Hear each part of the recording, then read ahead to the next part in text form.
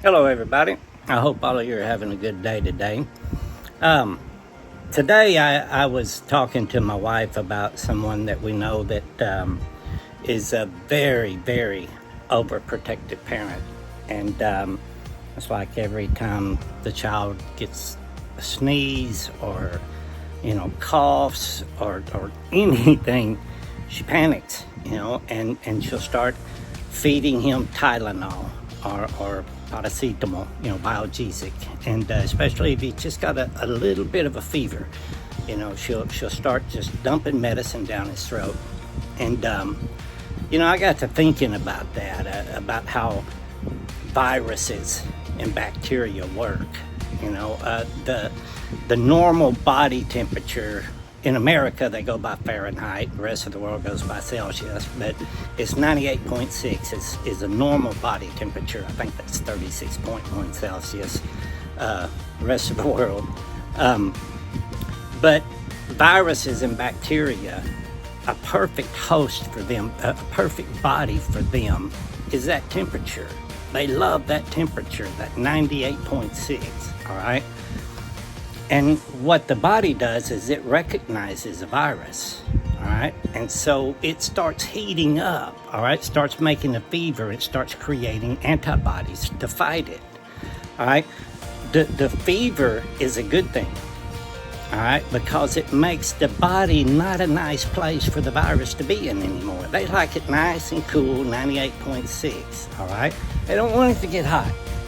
They want it to stay at that optimal temperature. So now it makes it a place that it no longer desires to be, so that the antibodies can come in and work. Biogesics and stuff like that are just meant as that last line of defense if your child gets up to like 104.5, 105 to where you don't want them to have a seizure, go into convulsions. But you need that fever in order for them to get better. And what people nowadays do, and it's not just this one lady, this one mom, it's most of the world. As soon as their baby gets a little fever, they panic and they give it some medicine to get rid of the fever. That's what's wrong with religion today, especially modern Christianity. All right? I don't think there's any, it may be one or two, but that teach anything about walking in the power of Christ. All right, I think in First Peter described it as partaking in his divine nature. All right, that's something that says you've been called. All right, and that call is not just I'm calling you. It's like a command. You've been called out. All right, to partake in his divine nature. That means that it's not you anymore. All right. You have been healed, all right? And that's what salvation means. It means to be healed. You've heard his voice, experienced his love. You've been melted because nobody can be in God's presence and live, all right? Nobody can see his face and live.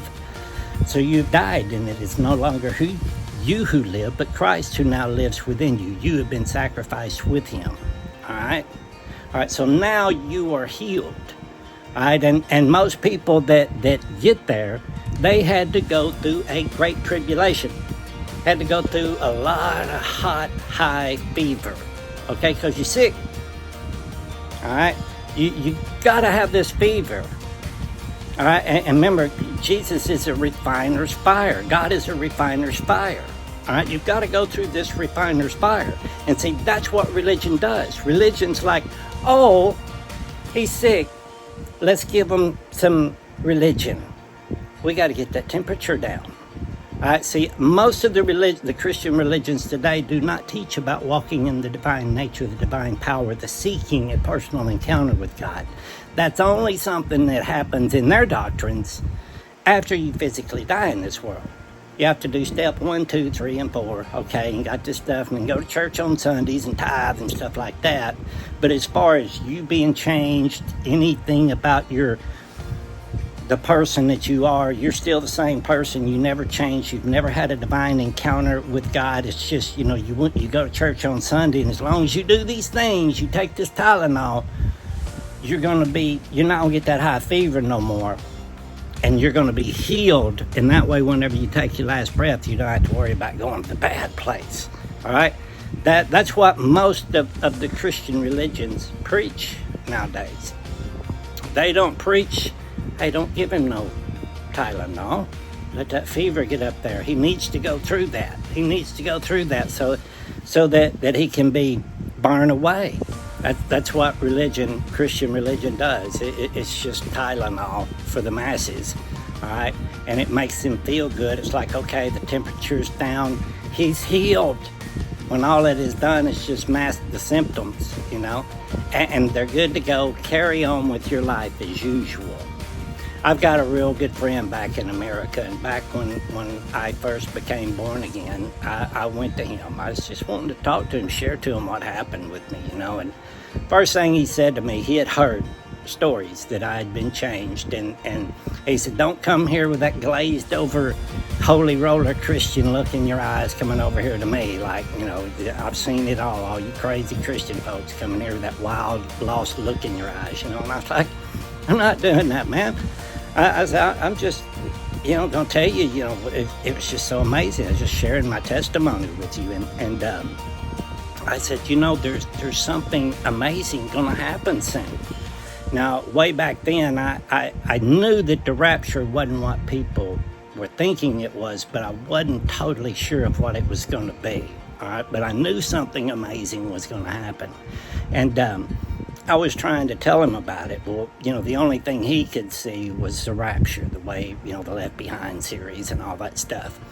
And he was like, I'm not excited for that. I don't want that to happen. I want my children to have a chance to enjoy this world, to enjoy this life here on earth. And I was like, you think this is a good thing here? Disease, war, famine, greed, hate, all this mess going on in the world, and you want your children to experience that? He's like, yeah, you know, I want them to have a life here and get married and have children and stuff. See, he was looking at the second coming as a bad thing. Well, it's like when that happens, well, you got to give up your life. I mean, it's no more doing whatever the heck I want to do anymore.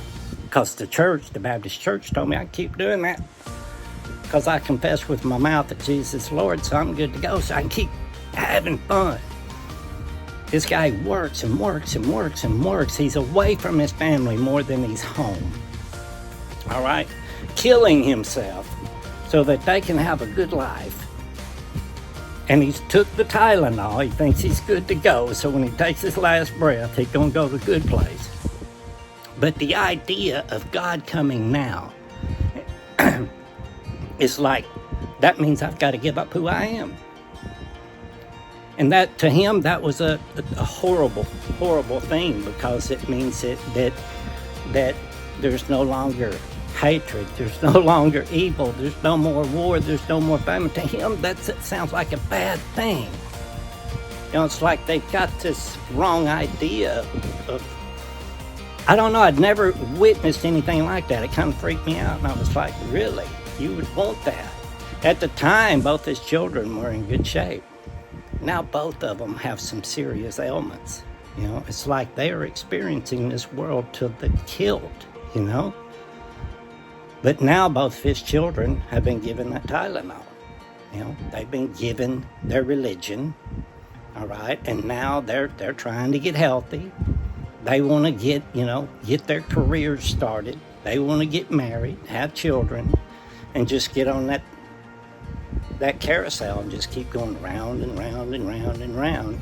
And nobody ever jump off the carousel, experience God, and go the other direction. Anyway, that's all religion is. It's just Tylenol for people who have fever. You know, just like nowadays, whenever somebody is feeling depressed and there's something not right in their life, and they go to a doctor, and the doctor's fast to give them antidepressants. All right? It just kills what they're looking for, and what it is deep down inside their subconscious. They know that they need God. They need to seek Him. All right? But their mind doesn't know how to process it. All right? And they get depressed and they turn to drugs and alcohol and things like that. And then they go to the doctor, and the doctor is quick to give them antidepressants, right? And it stops them from seeking God, all right? Because fever went down. Fever went down, they're good to go. I love you all. God bless.